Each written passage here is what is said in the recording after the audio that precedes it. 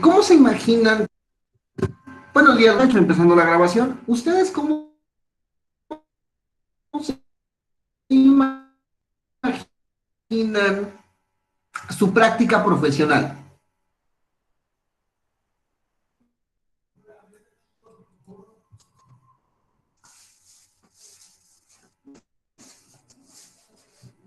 Muchachos, Profe, no sé práctica exactamente si es profesional, ¿cómo se le yo, imagina? pero como que se traba su audio. Sí, profe, a mí también. Ok, déjenme entonces reinicio mi modem, ¿va? Espérenme tantito. Sí, profe.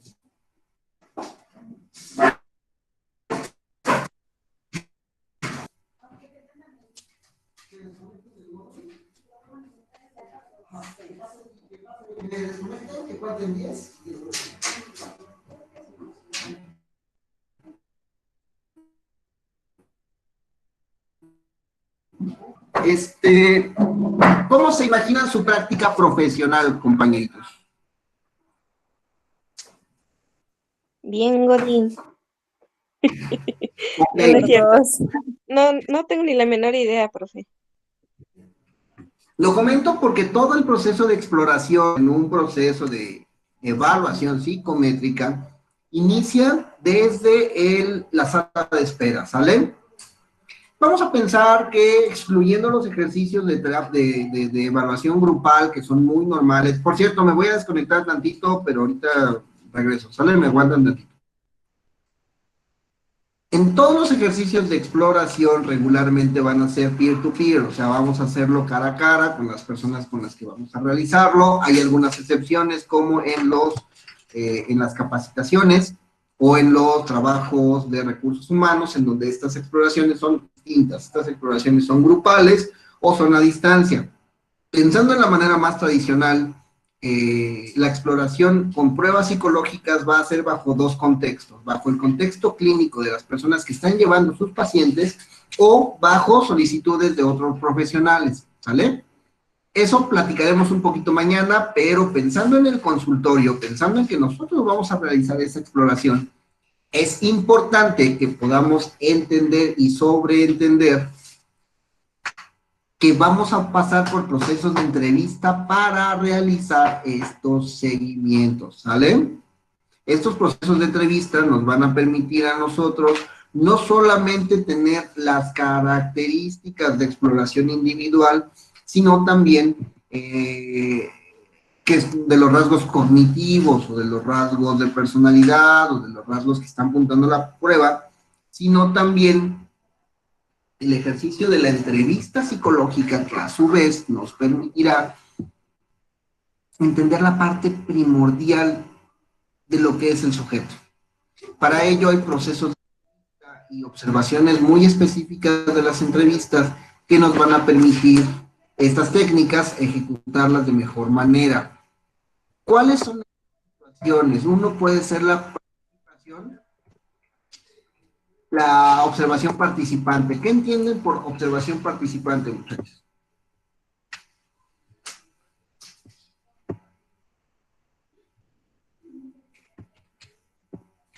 Pues que uno como observador, le hace, o sea, hay dos tipos de observador. El que se meta en el contexto del sujeto y el que nada más está de lejos, como aguilita. Y el observador participante es el que se mete en el contexto del sujeto, el que se mete y interactúa con los sujetos. Ok, en ese sentido, una de las mejores referentes era esta señora que se metía con los chimpancés gorilas en la selva y empezó a ser parte de la manada. Entendamos que la dialéctica de la observación, o sea, la relación que yo tengo con mi objeto observado, también va a influir. ¿Cuántos de ustedes no reportaron en el principio de las pruebas que los niños no les prestaban atención, que los niños se les ponían inquietos y que no podían aplicar todo un protocolo que se plantea para 25, 30, 40 minutos porque los niños dejaban de estar atentos, ¿cierto? Sí, no nos ponían atención. Bueno, a mí. bueno, pues es o se justifica o se explica todo ese fenómeno porque al observador, o sea, nosotros como técnicos nos hacen falta ciertos elementos, ciertas técnicas, ciertas maneras del manejo del paciente para poder hacer mejor el trabajo. Recordemos que también nosotros vamos a influir como parte de este proceso de cooperación. Observación participante, como bien nos tiene a explicar Xochitl, pues sí, son situaciones que van a permitir la apertura de esta exploración, de entender que nosotros vamos a tener un elemento, un trabajo, que nosotros, una influencia en este proceso, ¿no? Y como les decía, Gorilas en la Niebla, quien haya visto la película, pues nos da un a todo ello. ¿Cuáles otras técnicas pudieron ir encontrando en el capítulo? Cuéntenme.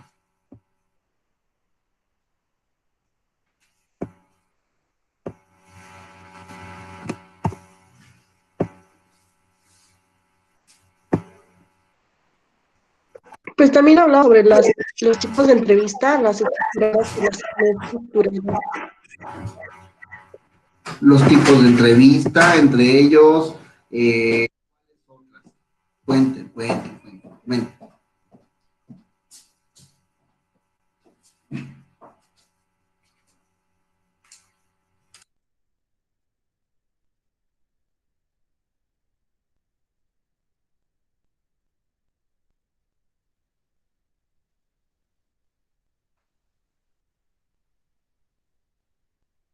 Hay una que en particular me gustaría explorar, y es esta parte de la observación clínica. ¿Ustedes cómo entienden la observación clínica?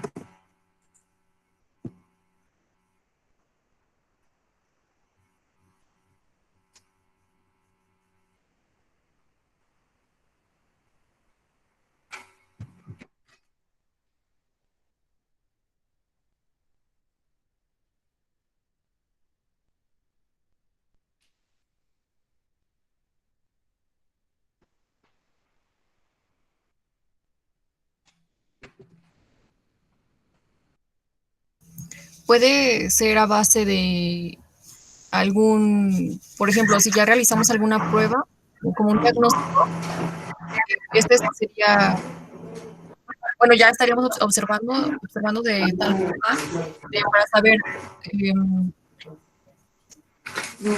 pues ya dar su diagnóstico, si tiene necesita algo de terapia o algo así.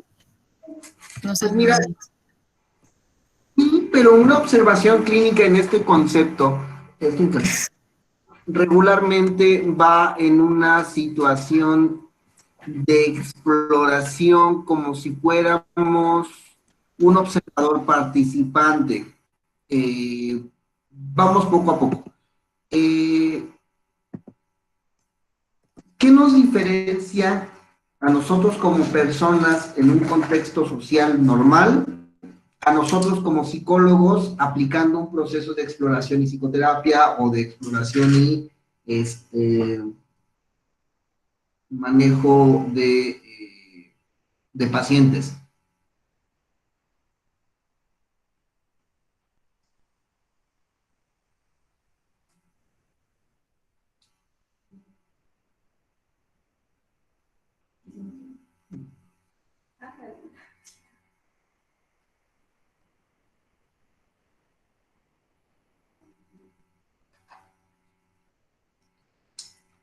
¿Cuántas veces no nos han pasado que ya decimos, hola, somos psicólogos, y ya las personas nos repiten, ay, ¿qué estoy pensando? O, ay, cuéntame cuál es mi personalidad. O, ay, esto o aquello, ¿no? Aunque es un meme.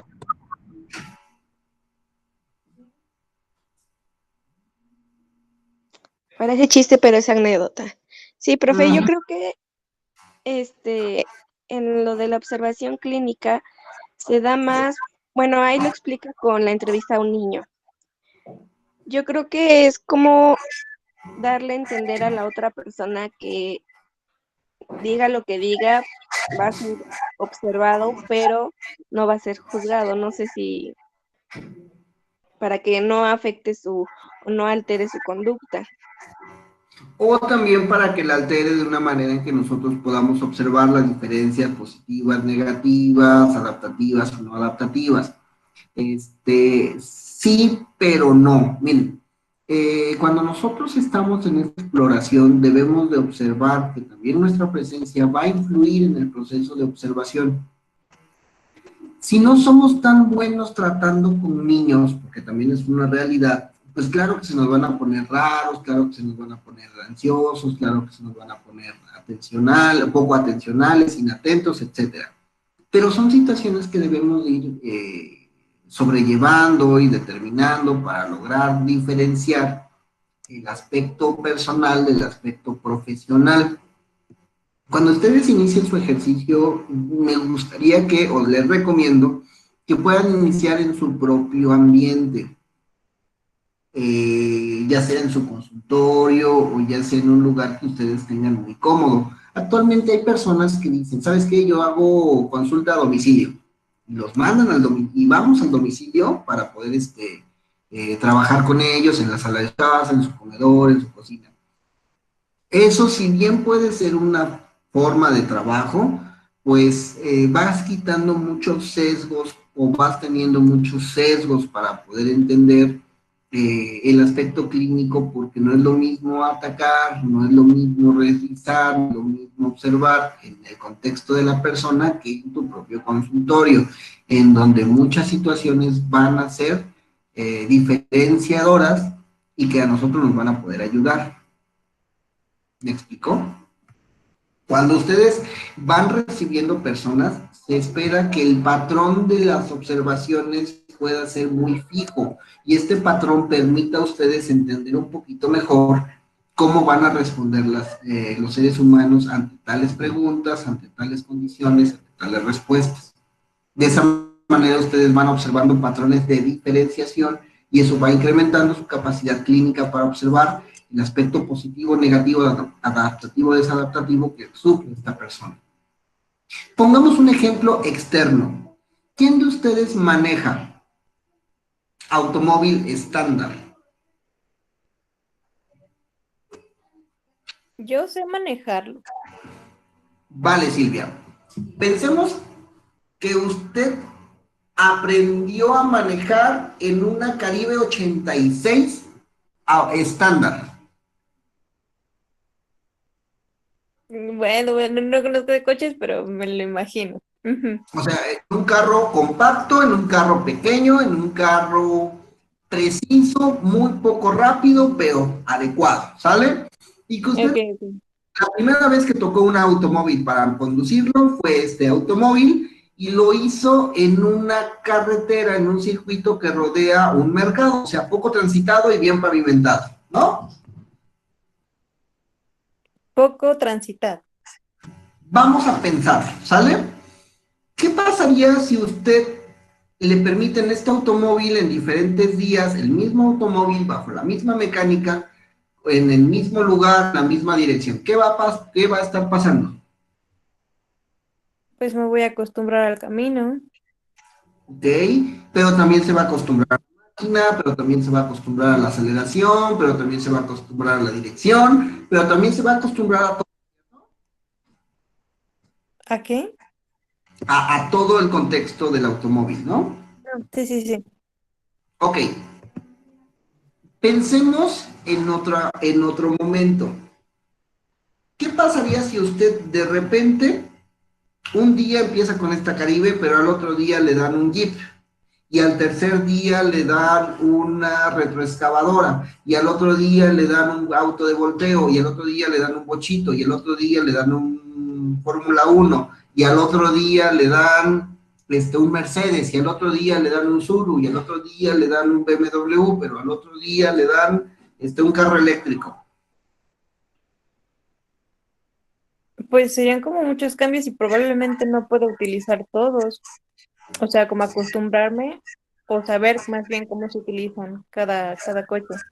O sea, hay Pero algunos que mencionó que eran estándar y otros que eran todos, automáticos. de todos estos, todos son estándar, todos en absoluto. Ah, ok, ok. Ah, pues siento que sí cambiaría un poquito por como el diseño del coche, pero pues yo creo que sí se podría manejar porque si todos son estándar, pues se manejan igual. Con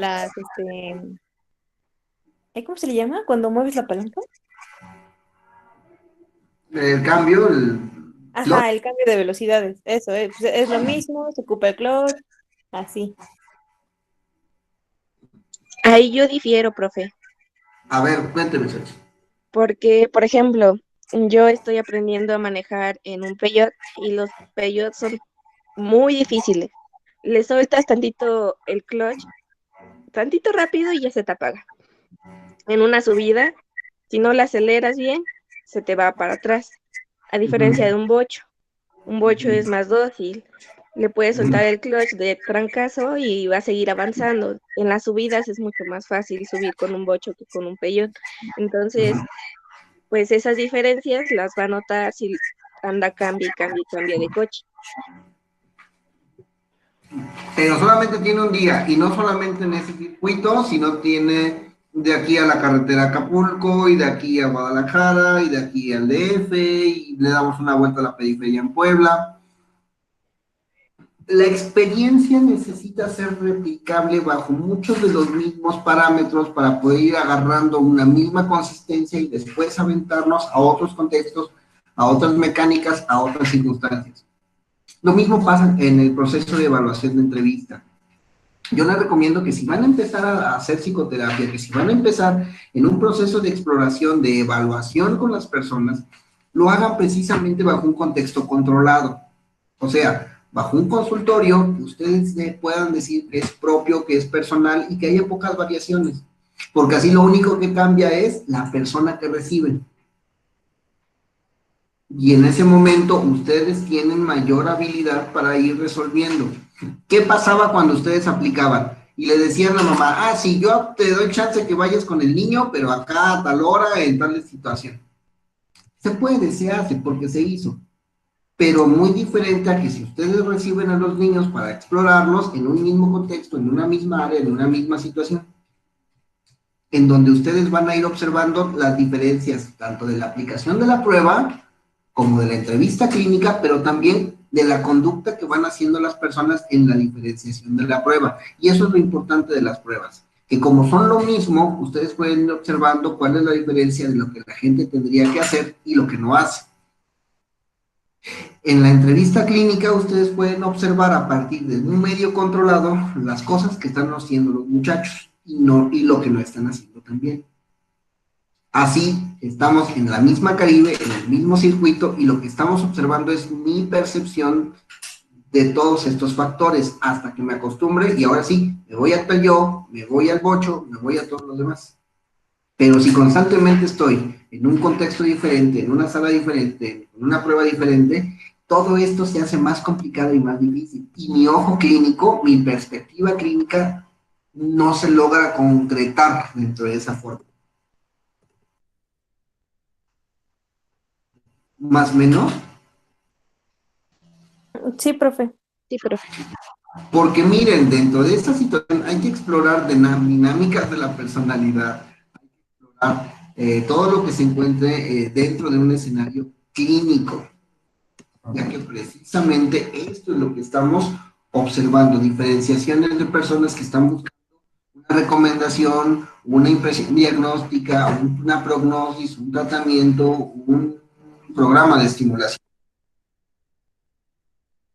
El entrenamiento de los observadores, pues realmente es prácticamente lo que estamos haciendo.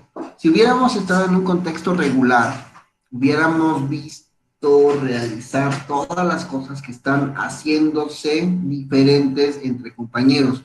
Pensemos en la clase regular, en donde era técnicamente un taller, en donde estábamos comparándonos cómo hace esta prueba él, cómo hace la prueba esta otra persona, y vamos construyendo un conocimiento más técnico, práctico.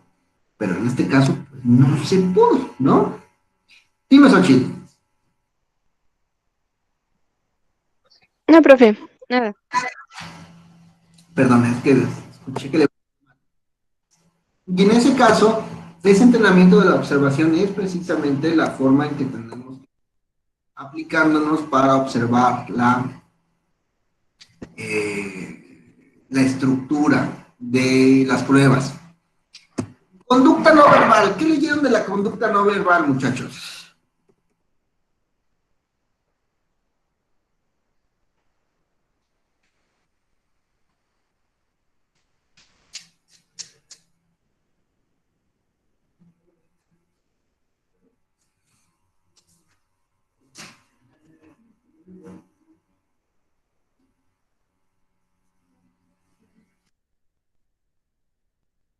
Además de lo que se dice, además de lo que se hace, hay una situación de observación de lo que se hace, ¿sale?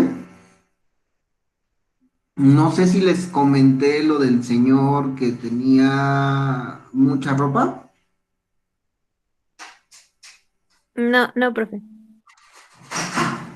Esta no es mía, esta es de una profesora que a su vez nos las contó, ¿sale?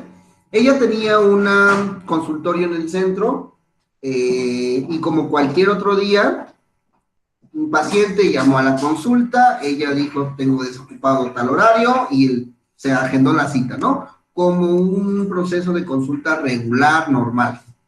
Nótese que nosotros estamos, no sé si ya lo hayan pensado, pero nosotros estamos expuestos a condiciones muy complicadas del trabajo con personas, porque todas las personas que recurren a nuestra consulta regularmente tienen desequilibrios emocionales o cognitivos, no por nada llegan con nosotros, ¿no? Entonces, cada vez que estamos enfrente de alguien, es un riesgo, es un reto, ¿me explico? Sí, profe, porque no sabes lo que te va a esperar. Ajá, nunca se sabe exactamente.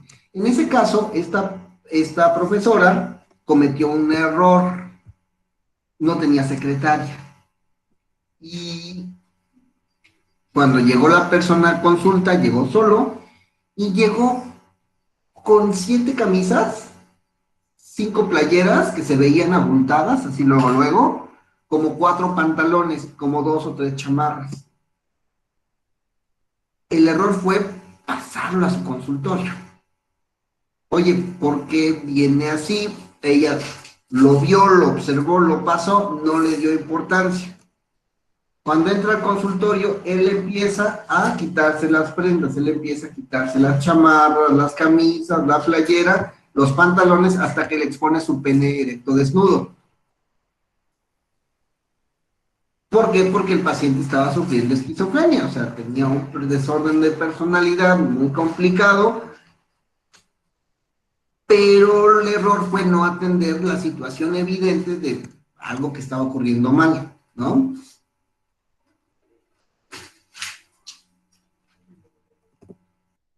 En ese caso, esa conducta no verbal, pues están muy presentes en la forma en la que estamos observando a las personas, incluso desde la sala de espera, ¿vale? ¿Qué otra cosa estuvimos observando? Hay unos aspectos que me gustaría indagar muy claramente. Vamos a la tabla 170, de la página 171, en el PDF en la 153, la tabla 15. ¿Cuáles son las recomendaciones para conducir entrevistas clínicas? Más o menos se replica para la observación de los procesos de evaluación. 1. Asegurar al entrevistado la confidencialidad en la entrevista. Recordemos que por el código ético del psicólogo solamente hay 2 momentos en donde vamos a faltar a la confidencialidad con el usuario. ¿Cuál y cuáles son? Cuando esté en peligro la persona o otra persona corra riesgo. Y normalmente sea un menor de edad. Cuando un menor se observe reporte o que se explique un reporte en donde un menor esté siendo abusado o en donde pongamos en riesgo la vida de las personas que estamos haciendo correctamente. Transmita un sentimiento de interés y calidez. Vamos a buscar un proceso de rapport. Cuando leen libros de psicoterapia duros y rudos, observamos que a veces el rapport o que a veces el proceso de transferencia y contratransferencia es el mecanismo por el cual se genera el cambio. Lo dicen los estudios. 3. Trate de que el entrevistado se sienta cómodo. Y no es que lo sentemos en el sillón de 20,000 pesos, es de que podamos hacer un ambiente relacional adecuado, cálido, práctico, en donde nos permita una comunicación accesible y efectiva.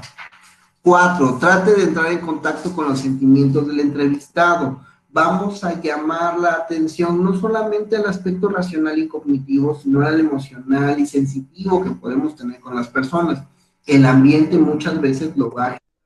Si bien en la construcción de los aspectos culturales físicos, como decoración, cuadros, pintura, elementos, pues bueno, también una situación emocional de empatía y acercamiento. Hay que procurar ser cortés, paciente y mostrar aceptación. Se entiende, muchas veces las personas que recurren a consulta por cualquier motivo tienen una condición singular, emocional, psicológica, afectiva. Entendamos el...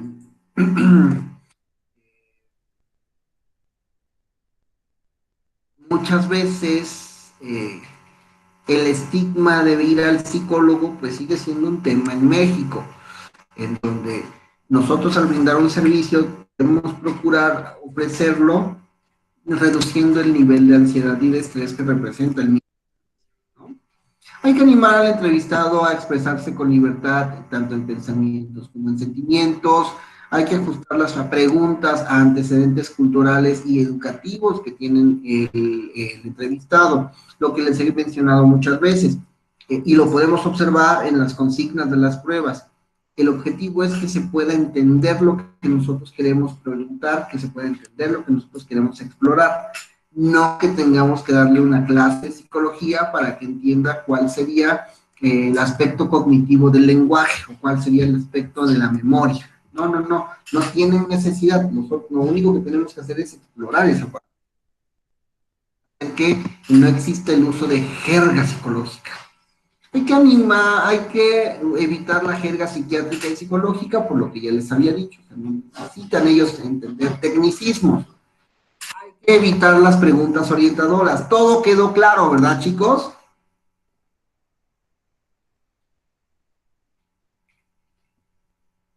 Hasta ahora sí, profe. Porque están muy satisfechos con Sí, la clase, ¿verdad? sí. ¿Cómo que preguntas orientadoras? Esas preguntas. Te sientes muy mal cuando te cortó tu novio, ¿verdad? Chale. Como ya imponiendo un sentimiento. Un sentido, como ya imponiendo una condición fija. A veces esa es una manera en que muchas personas nos comunicamos de esa forma. Pero en consulta, Perdón, profe, es como si estuviéramos afirmando algo, ¿cierto? correcto. En vez de cómo te sientes, que es la pregunta más abierta del psicólogo y también en cliché, es evitar, te sientes mal esta mañana porque no salió el sol, ¿verdad?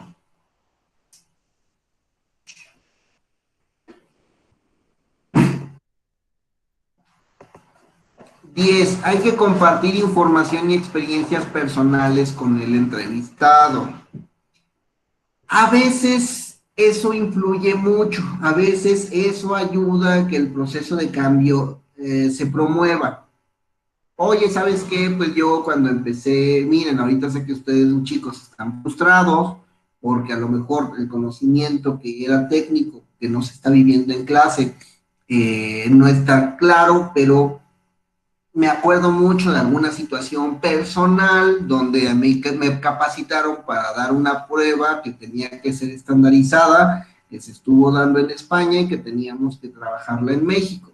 Como era difícil que yo pudiera trasladarme a España o que los técnicos pudieran venir a México en una videoconferencia, hicimos todo lo posible para poder entender muy bien la aplicación de la prueba y se dio el proyecto de la mejor manera. Esas pequeñas muestras personales a veces son eficientes. 11. Utilice el humor con moderación y solo si es apropiado y no es ofensivo. Así también yo le metería las palabras antisonantes, de vez en cuando una grosería que se comparta con el nivel socioeconómico, cultural, del rango de edad, ayuda a que la fluidez de la entrevista sea buena. Fíjate, ahorita vamos a resolver una prueba bien complicada. Pero mira, tú no te preocupes si realmente de aquí no vamos a comer, entonces vamos a hacer lo mejor posible, pero nos va a salir bonita. Todos esos pequeños elementos se valen. Escuche sin mostrar una reacción emocional excesiva. Y eso a veces pasa que el niño le está riega, y ya ponemos cara de ojos de plato y así de, híjole, ya está mal. ¿No? Y pues los niños se frustran todavía más, los adultos ni se digan. Imagínense que aquí ya la persona está moco tendido diciendo cómo se le violó a su papá.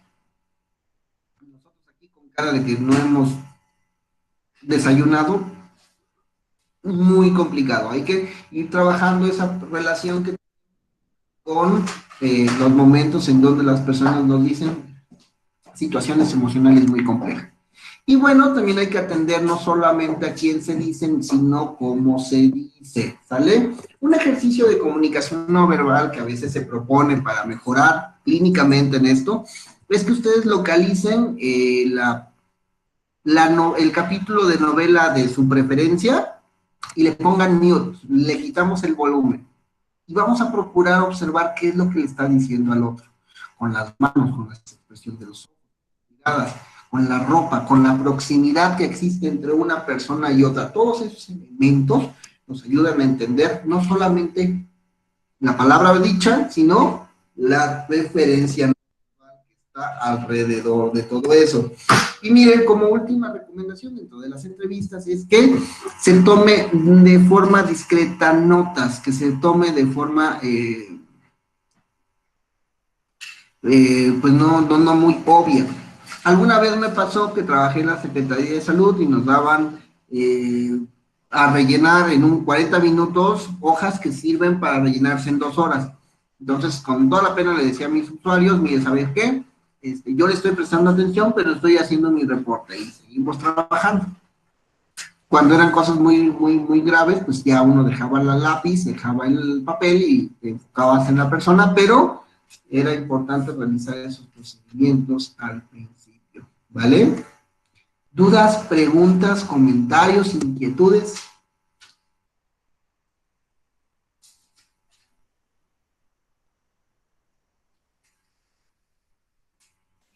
No, profe. Ok, vamos a dejarla por acá. Y mañana revisamos, por favor, el protocolo del reporte psicológico para ir llenándolos con las pruebas que ya fueron aplicadas. Termino la grabación, me quedo con ustedes en chat.